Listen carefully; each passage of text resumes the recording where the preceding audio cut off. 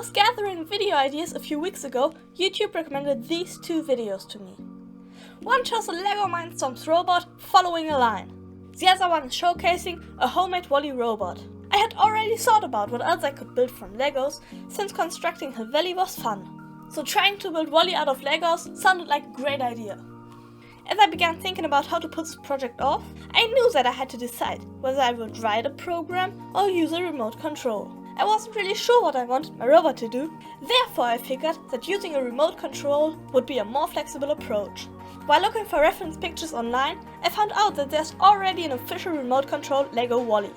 I didn't use the set, its instructions, or anything related to it while making this video, as I would rather make a video about trying something without achieving it, than making a video about something that was guaranteed to succeed but not being my own.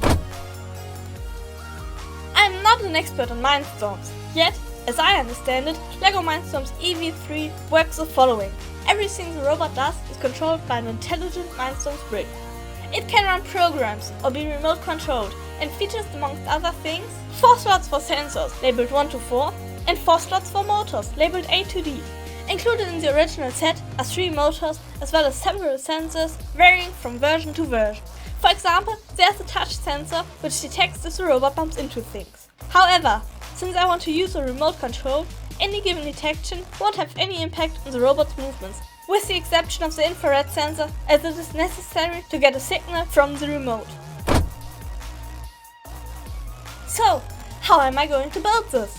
First, let's talk about using remote control. According to my knowledge, there are 3 ways to control the intelligent stone without a program. Firstly, it is possible to connect the stone via Bluetooth to a smartphone. The second option is a LEGO remote control included in the original set. Using it would require the infrared sensor, which would have to be hidden somewhere. However, this wouldn't be that bad, as the sensor looks a bit like WALL-E's eyes, and I was planning on using it accordingly already. It is also possible to control the motors with buttons on the intelligent stone itself, but this would cause some problems, as I would have to follow the robot across a room. Additionally, I plan to build the main part of WALL-E on top of the stone, which would abstract the buttons.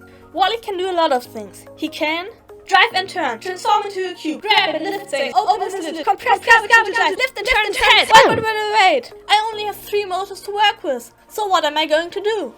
Since I haven't used Mindstorms in a long time, I have no idea what I'm able to make, so I'm going to do what I believe the easiest options to be. I'm going to use 2 of my motors to drive the robot. By rotating one faster than the other, I can make turns. I plan on connecting the remaining motor via a string to a stick with the infrared sensor, to represent WALL-E's eyes, on top. Due to that construction, the robot should be able to lift and lower its head. Now it was time to prepare for the building process. The first thing I did was watching WALL-E to get familiar with the way WALL-E moves. After that, I tried out the 2 kinds of remotes. Next, I typed up the first version of the script. Before getting more Legos, I used MS Paint 3D to make a model to get a sense of WALL-E's layout. As I had never used the program before, I didn't know how hard it would be to use. It probably would have been easier to use Minecraft instead.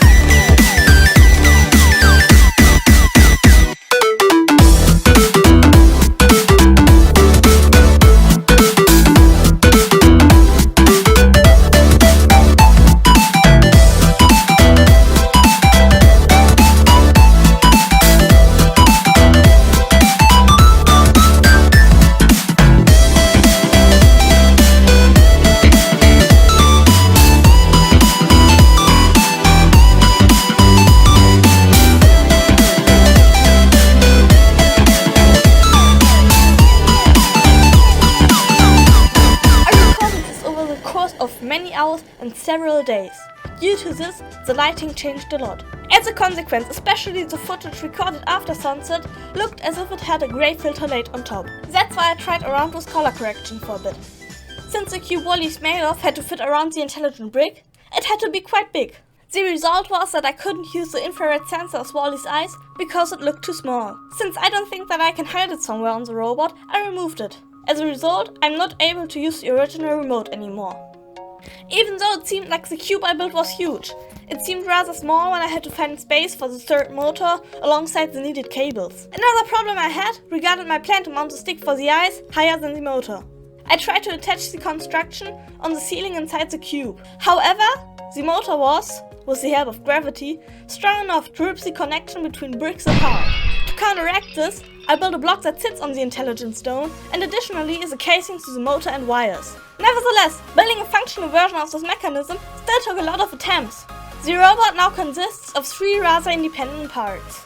The first part includes the intelligent stone, 2 of the motors and all the wheels. The second part is made of the block and cube, including the third motor and the eyes. The third part consists of the arms, which shouldn't be an independent part, but are attached on such a small area that they come off pretty easily. While I was building the robot, I hadn't tried out the remote at all, as it was easier just to press a button on the brick itself, as long as the robot wasn't supposed to wander around the room. I was pretty confident that at least the 2 motors capable of moving the wheels around would work well, as I hadn't changed anything about the way they were attached on the robot, which I had an instruction for. What worried me though was the third motor, because it seemed to lock ever since I built the block around it. However, first I had to fix a problem I didn't even consider.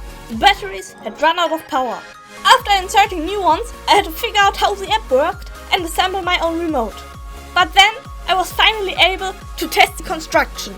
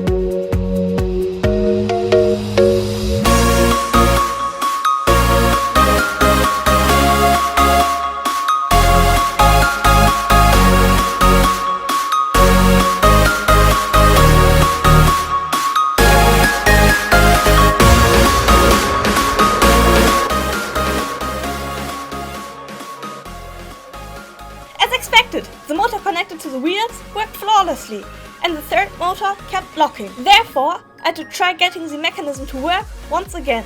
While the eyes weren't attached, it all worked just fine. But due to the eyes extending below the part they're attached at, the system had to cover a greater height before making any movement. This, in addition to added weight, made the movement rather small. As a consequence of the button on the intelligent stone being needed to connect the stone to my phone, and the stone losing its connection somewhat often, the stone had to be easily accessible. I used Lego plates on the unusual shape of the intelligent stone, which has some height variations, to keep it from sliding over the back. As well as a few Lego Technic pieces, I was able to connect on the brick to stop it at both sides. Nevertheless, there's nothing in place to stop the cube from sliding off the front of the brick. This happens a lot since the motors accelerate pretty fast. With the additions of the arms falling off easily, I had to repair my robot often while I was testing it. I plan on fixing both issues in the future. Not this video though, as the scripts are already quite long.